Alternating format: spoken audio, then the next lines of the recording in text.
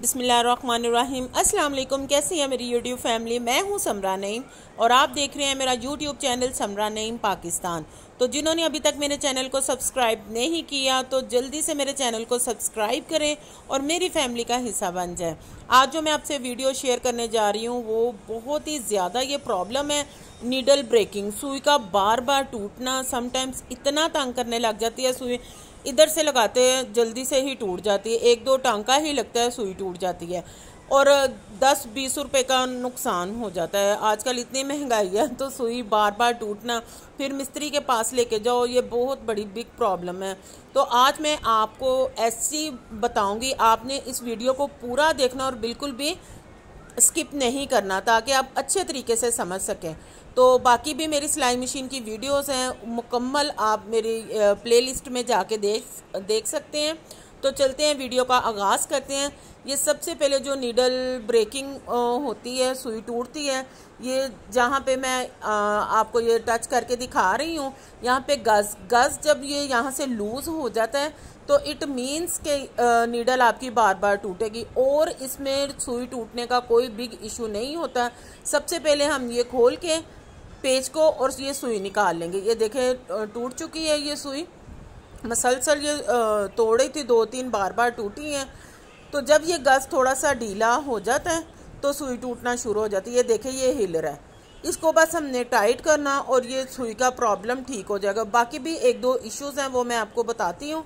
तो सबसे पहले हमने ये सुई का पेज खोल लिया है और अब इसका पायदान है, ये भी थोड़ा सा लूज़ हो चुका है, इसको भी हम अच्छे तरीके से चेक करेंगे।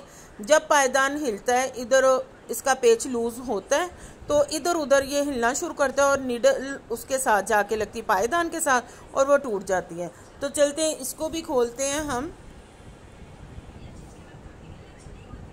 अच्छे तरीके से। आपने ये जो छोटे छोटे पुर्जे उतरते एहतियात से एक साइड पे रख लें, कभी कभी रख के इधर उधर भी हो जाती हैं ये चीज़ें, पता नहीं लगता, तो मैं इनको एक साइड पे रख लेती हूँ। और ये आपके सामने मैं मुकम्मल सारा आपको बताऊंगी मशीन के बारे में। ये मशीन की फेस प्लेट होती है, इसको माथा भी कहते हैं। इसका स्क्रू यहाँ पे है, इसको हम खोल लेते हैं।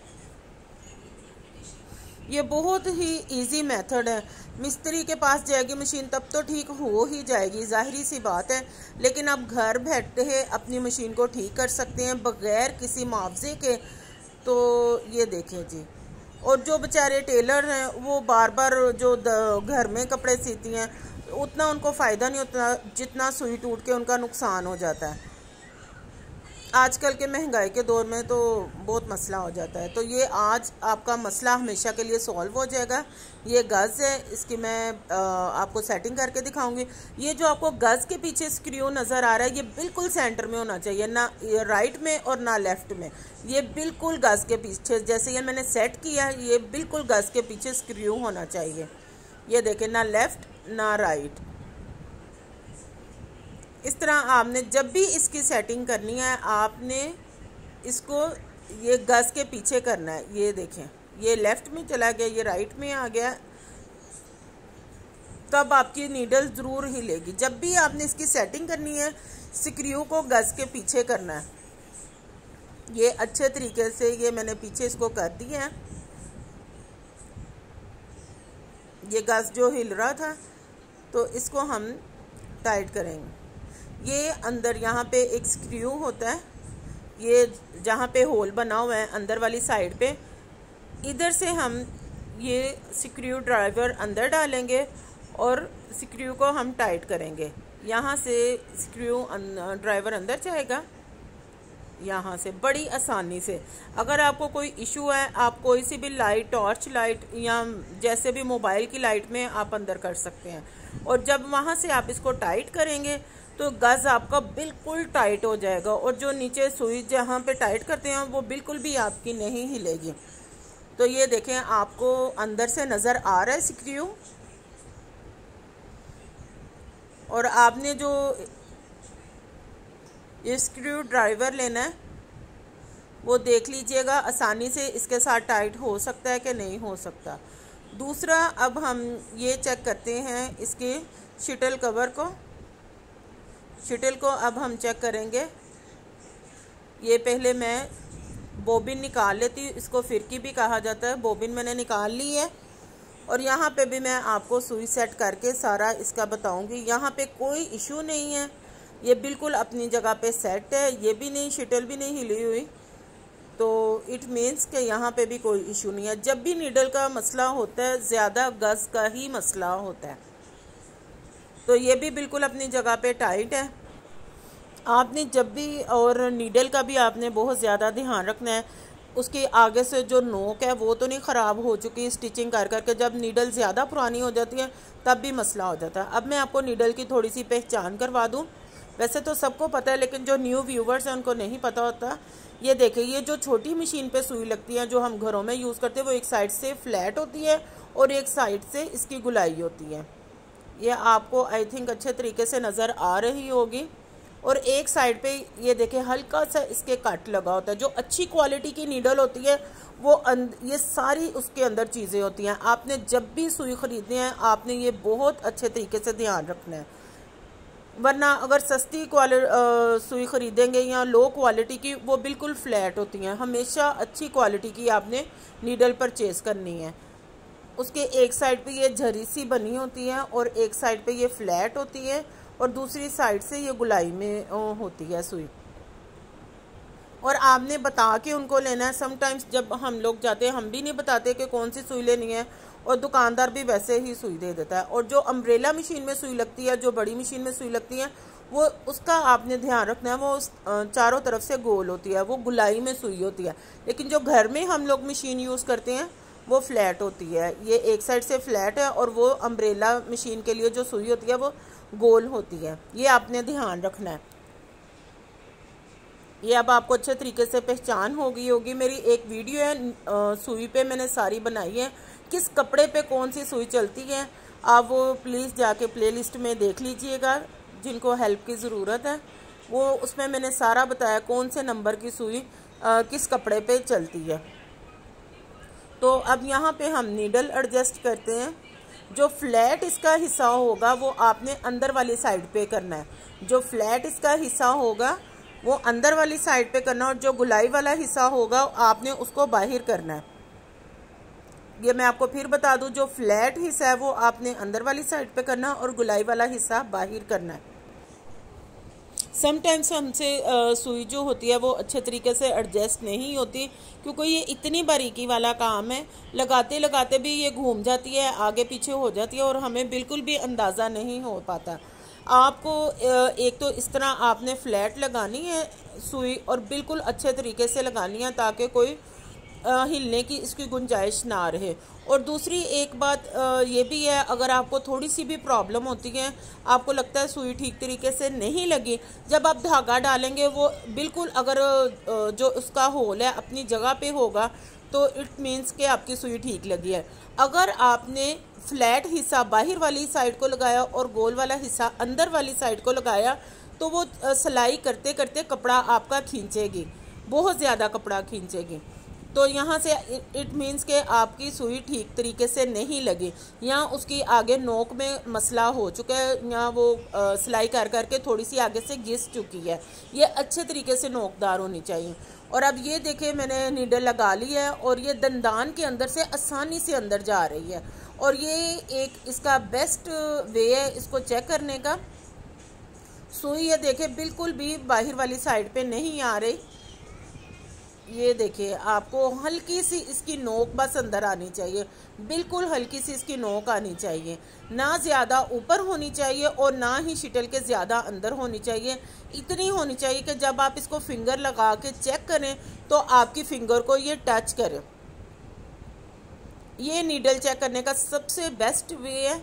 जब भी आपने इसको देखना है नीडल हमारी ठीक है, आपने इसको उंगली की मदद से हाथ लगा के चेक कर लेना है कि हल्का सी बस इसकी नोक हमें महसूस हो। और दूसरा, जब मशीन धागा तोड़ती है या नीडल टूटती है, आपने इसकी प्लेट्स का भी ध्यान रखना है। अब जी मैं इसके स्क्रू को सेंटर में करूँगी। ये लेफ़्ट पे है, ये राइट पे है, बिल्कुल आपने ध्यान रखना है। अब इसको बिल्कुल मैंने घस के पीछे कर दिया है ये स्क्रू को। ये बिल्कुल, ये अगर इधर होगा फिर भी नहीं अच्छे तरीके से एडजस्ट होगा। बिल्कुल इसके पीछे करना है आपने स्क्रू को, और आपने स्क्रू ड्राइवर की मदद से स्क्रू को अच्छे तरीके से टाइट कर देना। अब इसको हम ऊपर करेंगे ताकि होल से ये अच्छे तरीके से नज़र आ सके। ये देखें, मैंने ये अंदर स्क्रू ड्राइवर की मदद से इसको टाइट कर लेना है। ये घर में छोटे छोटे इशू होते हैं, ये कोई भी बिग साइंस नहीं है। ये देखें, गैस को बिल्कुल, ये मैं आपको बार बार बता रही हूँ ताकि अच्छे तरीके से आपको समझ में आ जाए। ये बिल्कुल, आप जब ये घर में एक दफ़ा ट्राई कर लेंगे, इस तरीके से आप अपनी मशीन को ठीक कर लेंगे, आपको बिल्कुल भी ज़रूरत नहीं पड़ेगी कि अपनी मशीन को बाहर लेके जाएं। असल वजह सुई टूटने की यही होती है, लेकिन आपने अपनी प्लेट्स को भी चेक करना है, धागा खींच के तो नहीं आ रहा या कपड़ा ज़्यादा मोटा तो नहीं है। तो ये पायदान में भी सुई जा रही है अच्छे तरीके से। अब हम इसका पाँव लगाएंगे, फुट लगाएंगे, पायदान, इसके हर ज़ुबान में हर जगह इनके मुख्तलिफ नाम होते हैं। मैं इसको एडजस्ट कर देती हूँ। आपने जब भी स्क्रू लगाने हैं आपने ये ध्यान रखना है, इनको बहुत ज़्यादा टाइट नहीं करना, जो चूड़ी होती है वो घिस जाती है, फिर अंदर स्क्रू जाके जब भी आप लगाते हो तो वो सही तरीके से एडजस्ट नहीं हो पाते। ये देखें, बिल्कुल कहीं भी ये नहीं अटक रही। आपने जब भी सुई को चेक करना है, पहले सॉफ्ट आपने इसका पहिया घुमा के देखना है कि सुई कहीं टच तो नहीं हो रही, कहीं लग तो नहीं रही। तो आपने बड़ी आसानी से इसको स्लो स्लो चलाना है, और उसके बाद मैं आपको तेज़ी से भी चला के दिखाऊंगी। मुझे महसूस हो गया ये बिल्कुल ठीक है। अब ये इसका पायदान भी ज़्यादा टाइट नहीं आपने स्क्रू को करना, ठीक हो गया, वरना इसकी चूड़ी लूज़ हो जाती है। ये आपने ध्यान रखना है कि हम टाइट कर देते हैं, वो काम नहीं होना चाहिए।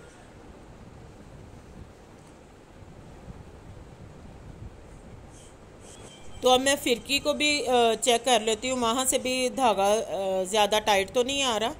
तो फिर इसको लगाते हैं। ये देखिए, इसको लगा दिया। इसके भी आपने धागे का ध्यान रखना है। ये धागा तोड़ने की एक मेन ये भी वजह होती है, यहाँ तो प्लेट्स से जो इसके फेस प्लेट पे जो प्लेट्स लगी होती हैं, धागा आता है, अगर वो टाइट हो तब भी धागा टूटता है, और उसके साथ ज़्यादा खींच लगे तो सुई टूट जाती है।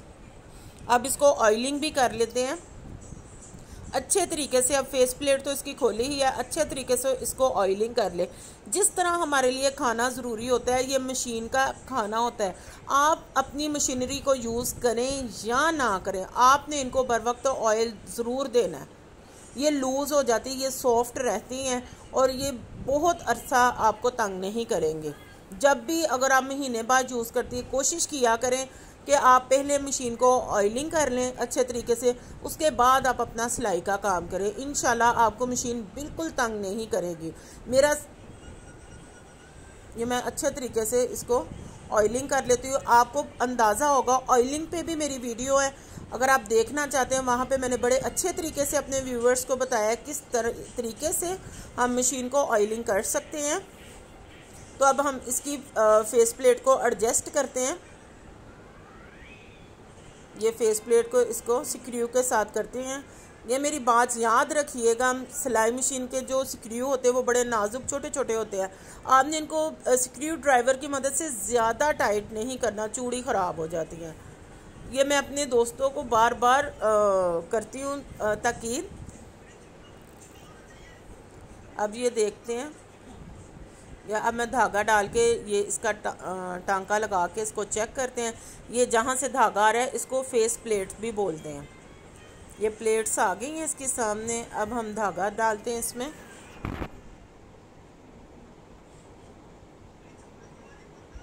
तो अच्छे तरीके से अब हमारी मशीन टांका लगाने के लिए तैयार है। ये मैं आपके सामने लगाती हूँ इसको। ये आप कोई सा भी कपड़ा ले लें, जो भी आपके पास है वो कपड़ा लें आप, और चले जी अब बिस्मिल्लाह पढ़ के टांका लगाते हैं इसको।